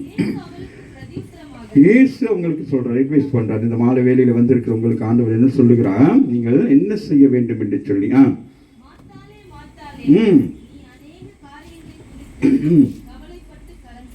சபைக்கு போறீங்க, சத்தியத்தை கேட்குறீங்க. ஆனா என்னது? இந்த கவலையும் வேதனையும் பிரச்சனையும் என்ன செய்ய மாட்டேங்குது? உங்களை விட்டு போகவே மாட்டேங்குது. ஏன் காரணம் என்ன? வசனத்தை என்ன செய்யல? அமர்ந்து கேட்காதபடி இருக்கிறதுனால உங்களுக்கு என்னது? அப்படியே உட்கார்ந்து இருப்பீங்க. ஆனா உங்க உள்ளம் என்ன செய்யும்? அப்படியே போய்கிட்டே இருக்கும். ஐயோ, கதவை மூட்டிட்டு வந்தோமா, என்னன்னு தெரியலையே, ஜன்னல் திறந்து கிடந்துச்சு, உடுப்பை மேலே காய போட்டோமே, மழை வர்றது மாதிரி இருக்கேன். இதெல்லாம் என்ன இருக்கு? இதுதான் பிரச்சனை, இதுதான் போராட்டம், இதுதான் அநேகம் இருக்கு. சபைக்கு வந்திருந்தாலும் நம்முடைய என்னது எண்ணங்கள்? ஐயோ இன்னைக்கு ஐயோ போகணுமே, 1:30 மணிக்கெல்லாம் போகணுமே வேலைக்கு, இல்லைன்னா போயிருந்தோம்னா இன்னைக்கு 1:30 மணிக்கு போனோம்னா நமக்கு ஓட்டி கிடைக்குமே, ஓட்டி கிடைச்சிச்சுன்னா நமக்கு வருமே, அந்த ஓட்டி உனக்கு கிடைச்சாலும் அது உனக்கு என்னது? சமாதானமாக இருக்காது. நம்ம இல்லையா? ஆகவே வாசிங்களேன், பிரதித்திரமாக மார்த்தாளே மார்த்தாளே, ஹலோ மார்த்தாளே மார்த்தாளே, உட்காந்து வாசி. பாவம் பின்னுக்குள்ள ஒன்று தெரிய மாட்டேங்குது. சர்ச்சில் தான் எழுமினு வாசிக்கணும். நான் வாசிக்கிறேன். கவலைப்பட்டு ஏன் கலங்குற? கவலைப்படுறதுனால என்னது? கை கொஞ்சம் பெருசாக வர போகிறது இல்லை, கால் நீட்டமாக போகிறது இல்லை, ஏதாச்சும் உங்களுக்கு வேறு டைமிங் என்ன எக்ஸ்ட்ராவெல்லாம் நடக்க போகிறது இல்லை. அது கவலை நம்மளை போட்டு வியாதியை கொண்டு வந்து கடைசியில் பெரிய பிரச்சனைகள்லாம் வந்துடுது. அம்மாவில் அதனால என்ன செய்யக்கூடாது? கர்த்தருடைய பிள்ளைகள் ஒரு நாள் என்ன செய்யக்கூடாது? கவலைப்படக்கூடாது. தேவையில்லாத காரியத்துக்கு இதுக்குன்னு கவலைப்படாமல் கவலைகள் இருக்குன்னா இல்லாமல் இருக்குது. ஆனால் தேவையில்லாத ஒரு கவலையை உருவாக்கி, ஒரு பிரச்சனையை உருவாக்கி அதை கவலையாக வைத்து அதை எல்லாருக்கும் போய் சொல்லி கொண்டு இருக்கக்கூடாது. இப்படி ஒன்று நடந்து போச்சு, இப்படி ஒன்று நடந்து போட்டு அவங்க நல்லா இருக்கிறவங்களும் அவங்களுக்கும் கவலையாக உண்டாகி. அம்மாவே இல்லையா? உனக்கு தாண்டி சொல்கிறேன், ஃபோன் எடுத்து அது அங்கே வந்து ஃபோனை எடுத்து நீ உன் கவலையை சொல்லி நான் கடவுளாக நான் என்ன சொல்கிறேன்? நானே ஒரு எனது போராட்டத்தில் இருக்கிறேன். ஹலோ, என்னம்மா புரியுதா? உன் கவலையை நீங்கள் என்ன செய்யணும்? ஆண்டவத்தில் கொண்டு வந்துடுங்க. ஆண்டவர் சமூகத்துக்கு வந்துட்டீங்கனாலே போதும். அம்மாவே இல்லையா? கவலைகள், வேதனைகள், சஞ்சலங்கள் இவைகள் எல்லாம் அதெல்லாம் இருளானது. பிசாசான வந்து சொல்லக்கூடிய அவனை நாங்கள் சாக்கு வச்சுக்கிட்டு நம்ம தான் தவறு செய்கிறோம். அவன் வந்து தவறு செய்கிறவன் அல்ல. அவன் நம்மளை திருத்துறதுக்கு தான் செய்யணும். நீங்கள் எல்லாம் நல்லா யோசித்துக் கொள்ளணும். விசுவாசம்னு அவன் சோதிக்கிறான் அல்ல. அவன் ஏன் சோதிக்கிறானா? நீ கர்த்தருடைய வார்த்தைக்கு கீழ்ப்படியாமல் இருக்கனா தான் உனக்கு சோதனை வருது. அவன் ஏன் சோதிக்கிறான்? அவன் ஏன் சோதிக்க வேண்டாம் அவனுக்கு? அப்போ நம்மளும் அவன் பார்க்குறான், நீ கடவுளுடைய வார்த்தை கீழ்ப்படியாமல் இருக்கிற. நான் கீழ்ப்படிந்து நான் பரலோகத்தில் ஆண்டவரிடத்தில் என்ன செய்து கொண்டிருந்தேன்? வர்ஷிப் லீடராக இருந்து நான் கொஞ்சம் தான் மனசுக்கு ஒரு சின்ன ஒரு விஷயம் நினைச்சேன். அதுக்காக என்னை ஆண்டவர் என்ன செஞ்சாரு? தூக்கி கீழே தூக்கி போட்டார். ஆனால் நீ இவ்வளோ விஷயங்களை செஞ்சுக்கிட்டு எல்லாம் சரி சொன்னால் அவன் சொல்கிறான் இல்லை. அதுதான் நமக்கு பிரச்சனை. நம்ம என்ன கவலைன்னு நம்ம யோசிக்கிறோமோ அது நாம உருவாக்குகிறது. அதனால என்ன நடக்கும்? நம்முடைய வாழ்க்கையில் போராட்டங்கள் வாங்க முடிக்கலாம். தேவையானது ஒன்று சொல்லுங்க. இந்த காலை வேளையில், மாலையில், இந்த ராத்திரியில் சொல்லுங்க. ஒன்றே ஒன்று தான். என்ன சொல்லுங்க, வேற ஒன்றும் இல்லை, மற்றதெல்லாம் சந்திக்கப்படும். நீங்க எதெல்லாம் இன்னைக்கு ராத்திரியில தேவை தேவை என்று சொல்லி ஓடிக்கொண்டிருக்கிறீர்களோ இது எல்லாம் என்னது உங்களுக்கு கிடைக்கிறதுக்கு ஒரே ஒரு டானிக் தான் இருக்கு. ஆமாம் இல்லையா? அதை தான் நான் வாசிக்கிறேன். வாசிக்க மகள். தேவையானது ஒன்று சொல்லுங்க. சொல்றவங்க மட்டும் சொல்லுங்க, சொல்லாட்டி எனக்கு தெரியாது. நீங்க சொல்லிடணும், நான் முடிக்க போறேன், ஒரு 5 நிமிஷத்துல முடிச்சிருவேன். ஆமா, எல்லாருக்கும் பசி, எனக்கு பசி வந்துருச்சு. ஆமா இல்லையா? சொல்லுங்க. தேவையானது ஒன்று தான். இந்த காலத்துல நமக்கு என்னது தேவையானது உண்டு. ஆமேனே. ஆமா, அப்ப தேவையானது நம்ம அநேகம் வச்சிருக்கிறோமே, அதெல்லாம் தேவையில்லை. ஒரே ஒரு தேவை இருக்கிறது. அந்த தேவையை நீங்க சரி பண்ணிட்டீங்கன்னா மற்ற அனைத்து தேவைகளும் உங்களை தேடி வரும். அனைத்து காரியங்களுக்கும் என்ன வரும், உங்களுக்கு வந்து கிடைக்கும். ஆக வாசிங்க மகள். ஒன்றே தன்னை விட்டு எடுபடாத நல்ல பங்கை தெரிந்து கொண்டான். எது நல்ல பங்கு? எது நல்ல பங்கு? இயேசுவோடு இணைகிற ஒரு நல்ல பங்கை தெரிந்து கொண்டான். ஆமாவே அந்த ராத்திரி வேலையில வந்திருக்கிற நீங்களும் நானும் அவரோடு நீங்க என்ன செய்யணும், பிரயாணம் பண்ண வேண்டும், அவரோடு நடக்க வேண்டும், அவரோடு பழக வேண்டும், அவரோடு பேச வேண்டும். அவர் உங்களுக்கு எல்லா நன்மைகளையும், அப்ப அதை வந்து யாரு மரியாதை அறிந்து கொண்டார். நீங்க வேதங்களை வாசிக்க வாசிக்க தான் உலகத்துல இதெல்லாம் நீங்கள் வாசிக்கிறத விட இந்த வேதம் உங்களுக்கு என்னத்தை கொடுக்கும், ஞானத்தை கொடுக்கும், கற்றுக் கொடுக்கும். உங்களோட வாழ்க்கை எப்படி நீங்க நினைக்க கூட இது ஒரு வேதம் என்கிற நேரத்தில் இது மதம் சார்ந்தது அல்ல, இது மார்க்கம், இது நமக்கு வழியாக இருக்கிறது, இது நமக்கு சத்தியமாக இருக்கிறது. ஆகவே இதை நாங்கள் நினைக்க கூட இது ஒரு வேதம் என்றோன்னு எல்லாம் நினைச்சுக்கோ, பைபிள்னோன்னு இது மதத்தை குறித்து அல்ல. இந்த உலகத்தில் ஒரு மனுஷன் எப்படி வாழ வேண்டும் என்பதை கற்றுக் கொடுக்கிற ஒரே ஒரு நீதியின் புத்தகம் தான் இந்த வேத சத்தியம். இதை நீங்கள் வாசிக்க தொடங்குவீர்களானால் போதும், இது பிற்பாடு உங்கள் வாழ்க்கையை மாற்றிவிடும். என்னுடைய வாழ்க்கையில நினைத்து பார்க்கிற பொழுது ஆமாம், வேதத்துக்கு புறம்பாக தான் நான் இருந்தேன். உலகத்திலே, உலக வழிகளிலே, உலகத்திலே சினிமா, உலகம் உலகம் உலகம் சொல்லி கொண்டே இருந்தோம். ஆனால் இந்த வேதத்தை வாசித்த பிறகுதான் தெரிகிறது உலகம் எவ்வளவு பயங்கரமானது ஆமீன் என்று சொல்லி. ஆகவேதான் ஆண்டவர் என்ன சொல்கிறார், சொல்றாரு உலகத்துல ஆனாலும் திடன் கொள்ளுங்கள், நான் உலகத்தை. ஆமா, அப்படின்னா என்ன அர்த்தம்? உங்களை உலகத்திலிருந்து வேறு பிரித்து உள்ளுக்கு கொண்டு வந்துட்டேன்.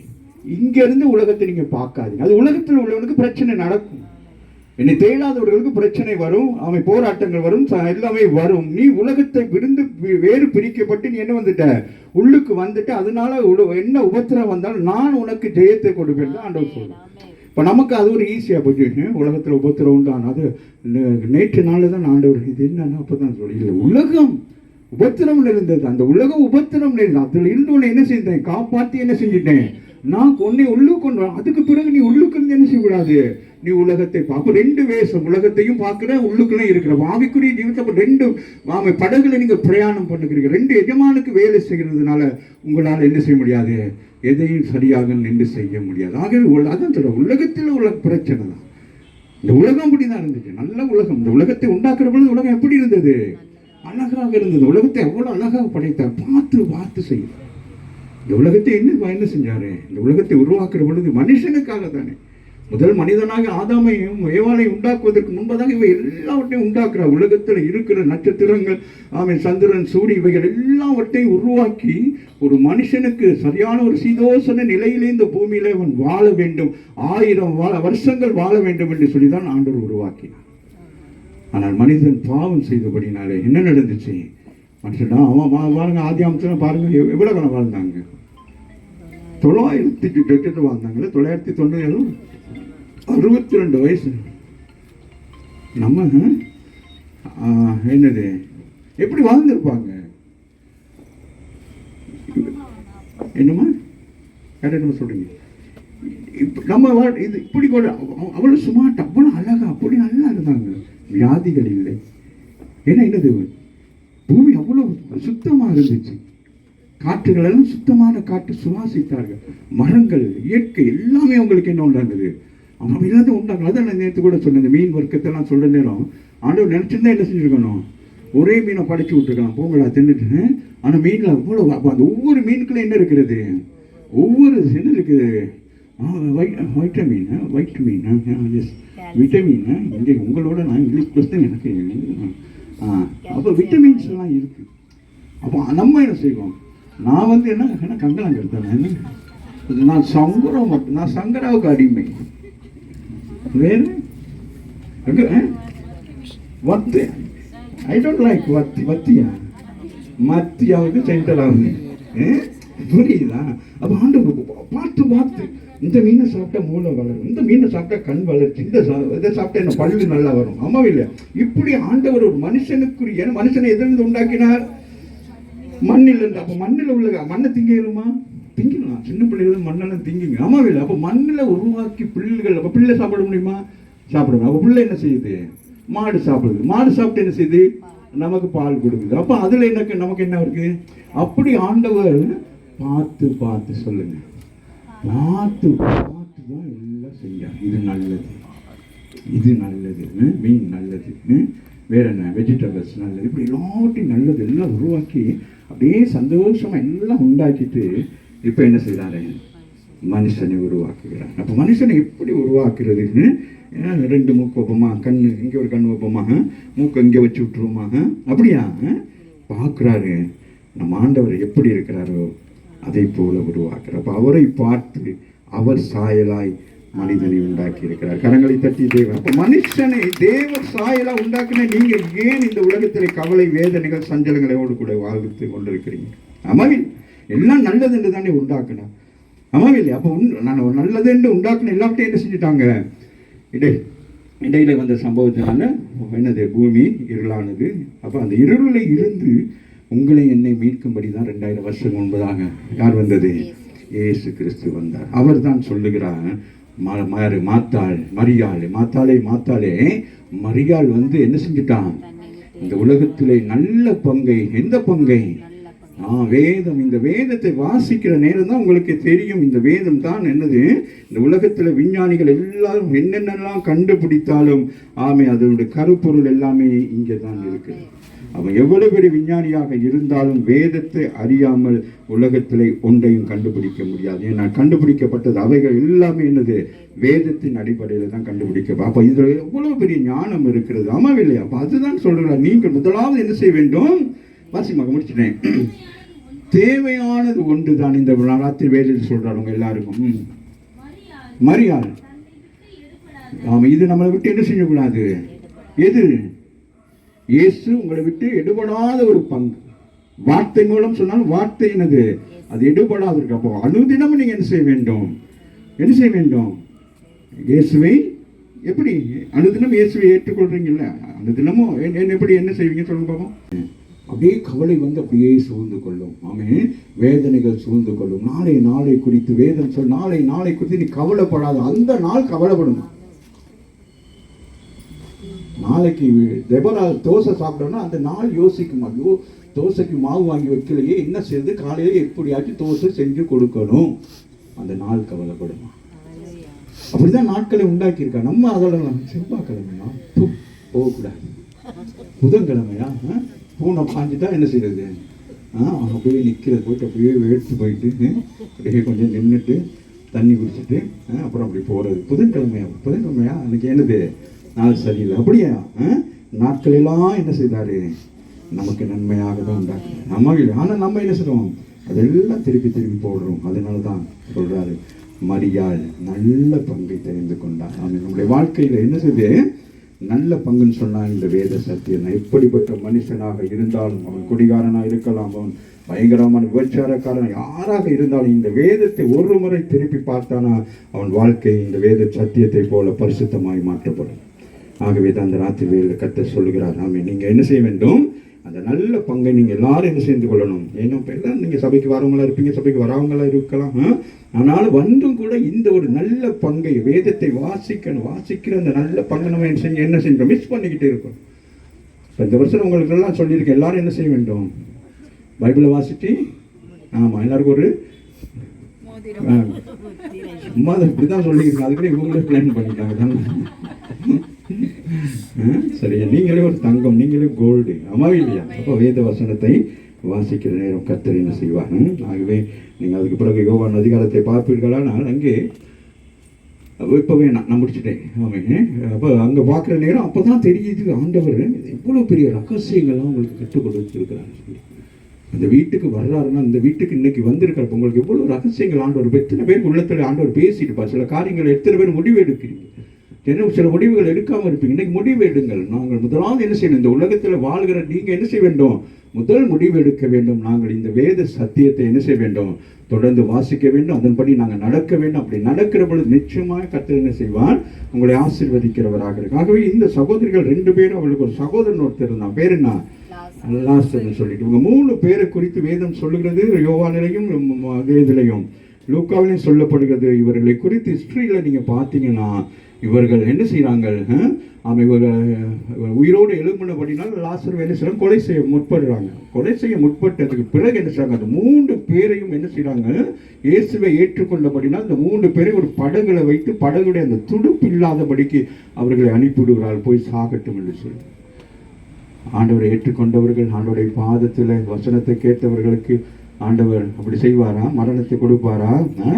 ஆகவே இவர்கள் அப்படியே கடந்து போயிட்டு சீபுரு என்கிற தேசத்துக்குள் பிரவேசிக்கிறார்கள்.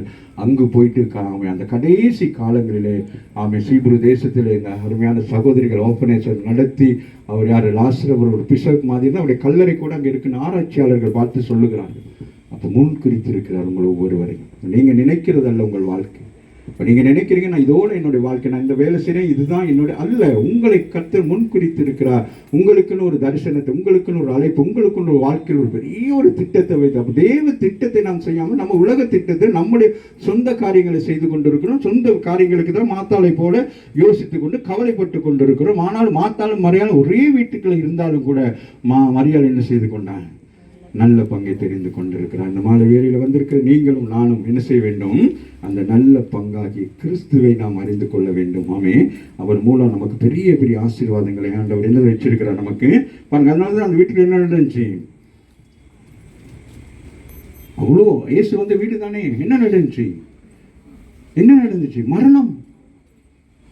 அந்த வீட்டுக்குள்ள ஒரு பெரிய அற்புதத்தை ஆண்டவர் செய்கிறார். மரித்து போயிட்டான் லாசர். ஆனால் ஆண்டவர் என்ன சொல்றாரு, என்ன செய்கிறாரு, இப்போ போகும், எனக்கு நான் டைம் இல்லை, மரித்தவளை 3ஆம் நாளில் அடக்கம் பண்ணியாச்சு. அப்போ என்ன செய்கிறாரு, நான் 4ஆம் நாள் போவேன், என்னதுக்கு, அந்த வீட்டுக்கு ஒரு அற்புதத்தை செய்வேன் என்று சொல்லி. அம்மாவே இல்லையா? ஆகவே நம்ம வீட்டுக்குள்ள எந்த ஒரு பிரச்சனைகள் அப்படியெல்லாம் வந்தாலும் அவன் ஆவிக்குரிய பிள்ளை அப்போ யோசிக்கலாம், நம்மளே அப்படி மாத்தாள் மரியாள் அப்படியே ஆண்டவர் பாதத்திலிருந்து எப்படி அந்த வீட்டுக்கு ஒரு மரணம் வந்துச்சுன்னா அந்த மரணத்தை ஆண்டவர் ஜெயமாக விளங்கினார். ஆமீன் சொல்லுங்க. ஆகவே நமக்கு இப்போ பிரச்சனைகள் இருக்கும், இல்லாமல் இருக்காது. ஆனாலும் அந்த போராட்டத்தின் மத்தியிலே கடந்து போகிற உங்களுக்கு ஆண்டவர் ஒரு விடுதலையை மாத்திரமல்ல, அவர் நாமத்தை மகிமைப்படுத்துகிற காரியங்களை செய்கிறவராக. 12ஆம் அதிகாரத்தை வாசிப்பீர்களானால் ஆண்டவரை இயேசு கிறிஸ்து அந்த வீட்டுக்கு போனபடியினாலே அந்த வீட்டுகளே சுகந்த வாசனை உண்டானது. ஆகவே இந்த நாளிலும் புறப்பட்டு போகிற நீங்களாம் எப்படி போகணும், சுகந்த வாசனையாக போகணும். ஆமாவே இல்லையா? நமக்குன்னு ஒரு வாசனை, கிறிஸ்தவர்களுக்கு நமக்கு என்ன இருக்கிறது, ஒரு வாசனை ஒன்று இருக்கு. ஆகவே மரியாள் நல்ல பங்கை தெரிந்து கொண்டது போல இந்த மாலை வேளையில் நீங்கள் வந்திருக்கிற எல்லாருமே என்னது, ஒரு நல்ல பங்கை தெரிந்து கொண்டிருக்கீங்க. ஆண்டவர் உங்களை அழைத்திருக்கிறார். அருமையான சகோதரி இந்த இடத்துல உங்களை இன்வைட் பண்ணியிருக்கிறாங்க. வந்திருக்கிறவர்கள் பாக்கியவான்கள், இந்த வசனத்தை கேட்டுக்கொண்டிருக்கிற பாக்கியவான்கள். உங்கள் வாழ்க்கையில ஆண்டவர் மாத்தாள் மரியாதை போல உங்கள் வாழ்க்கையில் நீங்கள் நினைத்து கொண்டிருக்கிற காரியத்தை விட நீங்கள் ஆவிக்குரிய சபைக்கு வருகிற பிள்ளைகள் ஜெபம் பண்ணி ஆண்டவரே உங்களுடைய சித்தம் என்ன என்று சொல்லி கேட்கிற பொழுது கர்த்தர் நீங்கள் ஊழியத்திலே நீங்கள் வேலை செய்கிற இடங்களிலே உங்களுக்கு வருகிற வருமானம் இதெல்லாம் விட கர்த்தருக்கென்று அருமையான மகள் கல்பனா சொன்ன, நான் கர்த்தருக்காக இந்த காரியத்தை நான் நம்பி செய்கிறேன், கர்த்தரனை ஆசீர்வதித்து கொண்டே இருப்பார் என்று சொல்லி. இப்படி ஒரு கூட்டத்தை நடத்துறதுன்னா யோசித்து பாருங்க. தனியாக ஒரு அதை நான் அவங்களை அடிக்கடி நான் சொல்வேன், நாயன் லேடி அப்படின்னு சொல்லிட்டு. ஆமா இல்லையா? ஸோ அவங்களே எந்த ஹெல்ப் ஒன்றுமே இல்லை, கேட்க மாட்டாங்க. ஆனாலும் என்ன செய்வாங்க, அது மனதுக்குள்ளே ஓடிக்கொண்டே இருக்கும். இந்த வருஷம் பிறந்துருச்சு, போன வருஷம் அவங்களோட தகப்பன இருந்தாங்க, ஆனாலும் இந்த வருஷம் ஐயோ அக்காவை என்ன பாச இல்லை இல்லை, நான் ஓடிக்கொண்டிருக்கிற ஒரு ஓட்டம். அவங்க ஒரு தரிசனத்தின் ஓட்டத்தை ஓடிக்கொண்டிருக்கிறாங்க. கரங்களை தட்டி தேவன். அப்போ எல்லாருக்கும் தரிசனம் இருக்குது, எல்லாருக்கும் அழைப்பு. அதனால எல்லாரும் இப்படி கூட்டம் நடத்தணும் என்று தேவையில்லை. ஆனால் கர்த்தருடைய வார்த்தைகளை நீங்கள் கேட்டு நடக்கிற பொழுது கர்த்தர் உங்களை ஆசீர்வதிக்கிறவராக இருக்கிறார். பங்கை நான் தெரிந்து கொண்டிருக்கிறேன். இயேசுவை தேட போகிறேன். இதுவரைக்கும் இயேசுவை தேடாதவர்கள் அல்ல, இயேசுடைய சமூகத்தில் அமர்ந்து வார்த்தை கேட்காதவர்களாக இருந்தால் கடைசி காலம் என் அன்பு பிள்ளைகளே, காலம் செல்லாது. கடவுளுடைய சமூகத்தில் அமர வேண்டிய காலத்துக்குள் இருக்கிறோம். இன்னைக்கு வேலை வேலை வேலை என்று ஓடிக்கொண்டே இருக்கிறீங்களே, அதன் முடிவு எங்கே? அதன் முடிவு எங்கே? கர்த்தரை தேடுகிற காலம். இந்த காலத்தில் நீங்க தேடாவிட்டால் இன்னொரு காலம் உங்களுக்கு வராது. அவர் சமீபமாக இருக்கிறார். அவரை தேடுகிறவருக்கு அவர் சமீபமாக இருக்கிறார், வேதம் சொல்லுகிறது. இந்த ராத்திரி வேளையில் இந்த சத்தத்தை கேட்டுக்கொண்டிருக்கிற அன்பான பிள்ளைகளே, வீடுகள் தோறும் இருந்து கேட்டுக்கொண்டிருக்கிறவர்களே, உங்கள் காதுகள் திறக்கப்படட்டும், செவிகள் திறக்கப்படட்டும், உங்கள் இதயங்கள் திறக்கப்படட்டுமே. இந்த பிரபஞ்சத்தின் தேவன் என்று சொல்லக்கூடிய பிசாசானவன் எல்லாருடைய கண்களையும் குருடாக்கி வைத்திருக்கிறானே. இந்த ராத்திரி வேளையில் இந்த பகுதியில் இருக்கிற ஜனங்களுடைய கண்கள் இயேசுவின் நாமத்தினாலே திறக்கப்படுவதாக. Open the ice, திறக்கப்படுவதாக. எல்லைக்குள்ளே கர்த்தர் ஏன் ஆண்டவரை இது அனுமதித்தேன்?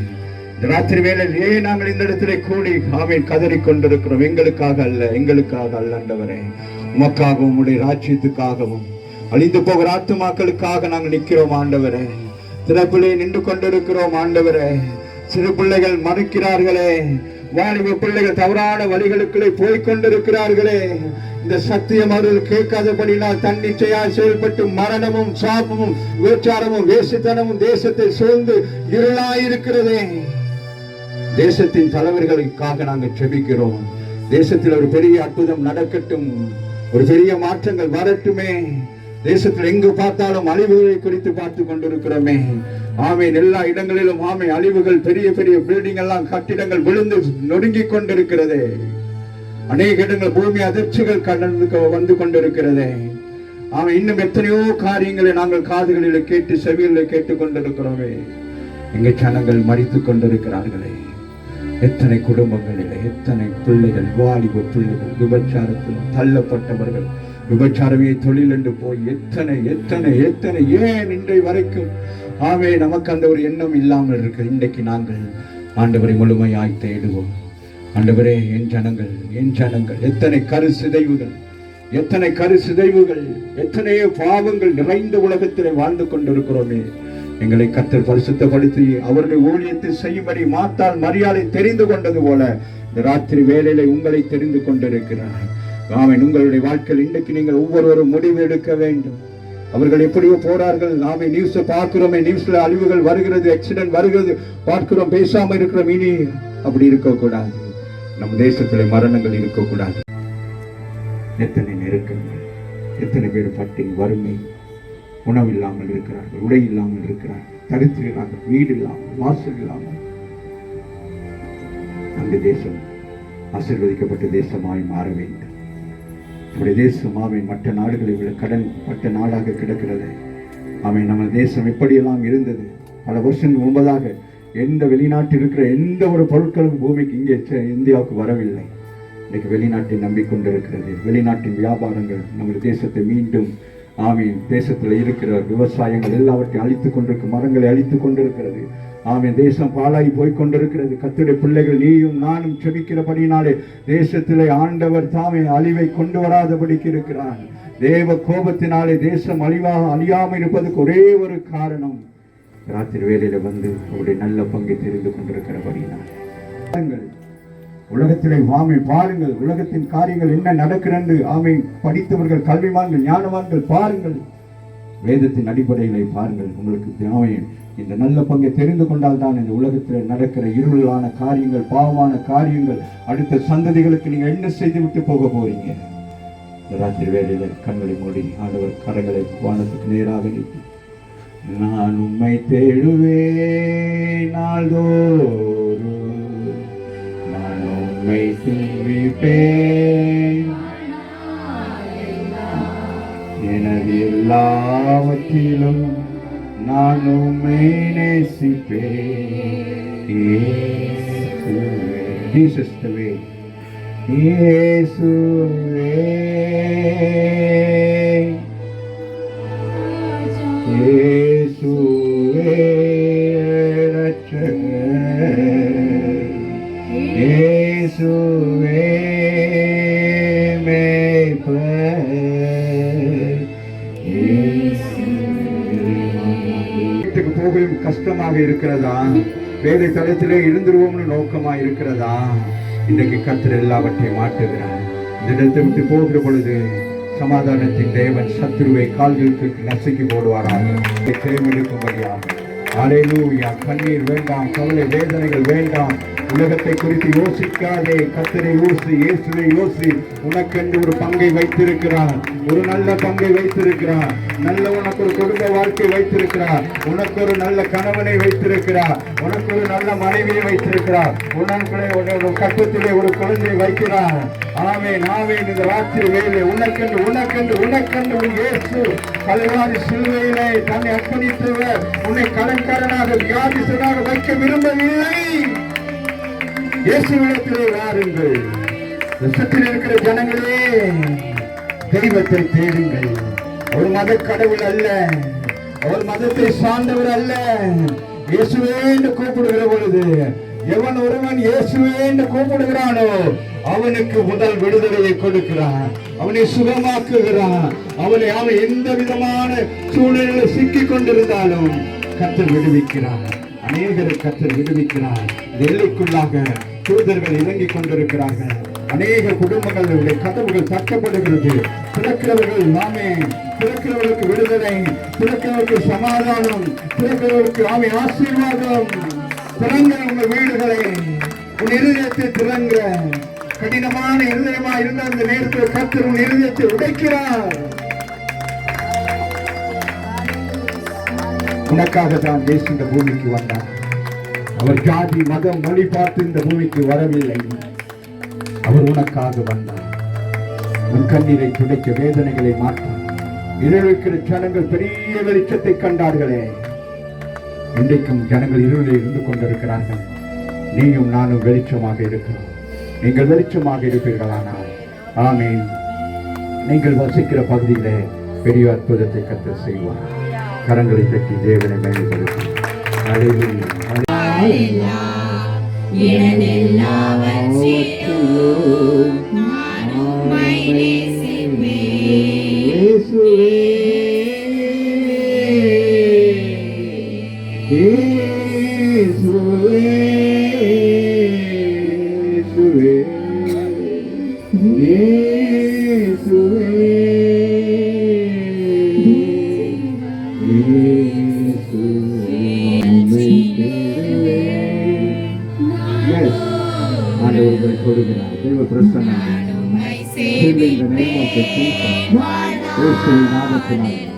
உங்களுக்கு ஒரு சமாதானம், வந்தவர்களுக்கு ஒரு சமாதானம், ஒரு சந்தோஷம்.